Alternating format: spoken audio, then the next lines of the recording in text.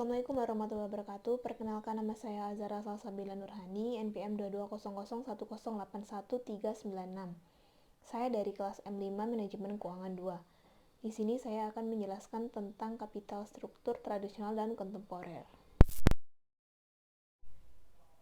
Ada beberapa hal yang akan saya bahas dalam video presentasi kali ini. Yang pertama ada pengertian capital structure, yang kedua ada teori pendekatan tradisional, yang ketiga ada teori pendekatan kontemporer, dan yang keempat faktor yang mempengaruhi struktur modal. Yang pertama ada capital structure atau struktur modal. Struktur modal merupakan suatu elemen penting dalam perusahaan. Elemen ini digunakan untuk melihat komposisi hutang terhadap ekuitas dalam suatu perusahaan, dengan cara membandingkan hutang jangka panjang dengan ekuitas atau modal sendiri. Struktur modal adalah jumlah utang atau ekuitas yang digunakan oleh perusahaan untuk membiayai aktivitas operasional dan pembelian aset perusahaan. Struktur modal digunakan sebagai alat keputusan manajemen dalam mempertimbangkan dan menentukan pendanaan jangka panjang perusahaan. Keputusan struktur modal akan mempengaruhi kesuksesan atau return perusahaan di masa depan. Yang kedua ada teori pendekatan tradisional. Teori ini menyatakan adanya struktur modal yang optimal. Artinya, struktur modal mempunyai pengaruh pada nilai perusahaan, yang mana struktur modal dapat berubah-ubah agar mendapatkan nilai perusahaan yang optimal. Pada pendekatan tradisional, diasumsikan terjadi perubahan struktur modal yang optimal dan peningkatan nilai total perusahaan melalui penggunaan financial leverage.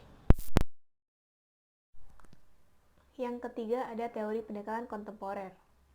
Teori pendekatan kontemporer sendiri dibagi menjadi tiga. Yang pertama ada teori pecking order. Teori ini menyatakan bahwa tingkat keuntungan suatu perusahaan yang lebih tinggi akan memiliki tingkat utang yang lebih kecil. Secara spesifik, perusahaan memiliki urutan preferensi dalam penggunaan dana dengan skenario sebagai berikut. Yang pertama, perusahaan memilih pandangan internal yang diperoleh dari laba hasil kegiatan perusahaan. Yang kedua, perusahaan menghitung target rasio pembayaran berdasarkan perkiraan kesempatan investasi.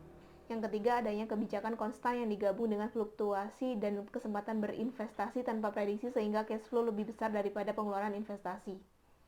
Yang keempat, jika memerlukan pandangan eksternal, perusahaan akan mengeluarkan surat berharga yang paling aman terlebih dahulu. Yang kedua ada teori trade-off. Teori ini menentukan struktur yang optimal dengan memasukkan beberapa faktor seperti pajak, biaya keagenan, atau kesulitan keuangan. Namun, tetap mempertahankan sebuah asumsi symmetric information dan efisiensi pasar. Jadi, pelaku usaha akan berpikir untuk menghemat pajak dan kesulitan biaya pada keuangan. Yang ketiga ada teori signaling. Menurut teori signaling, pengembangan modal dengan penggunaan utang pada struktur itu merupakan sinyal yang disampaikan dari manajer ke pasar. Manajer memastikan prospek perusahaan baik dengan saham yang meningkat dan mengkomunikasikan kepada investor. Dan yang keempat ada faktor yang mempengaruhi struktur modal.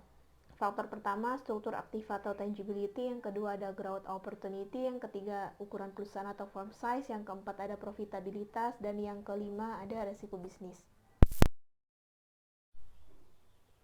Demikian pemaparan materi tentang capital structure tradisional dan kontemporer dari saya. Apabila ada kurang lebihnya saya mohon maaf. Saya akhiri. Wassalamualaikum warahmatullahi wabarakatuh.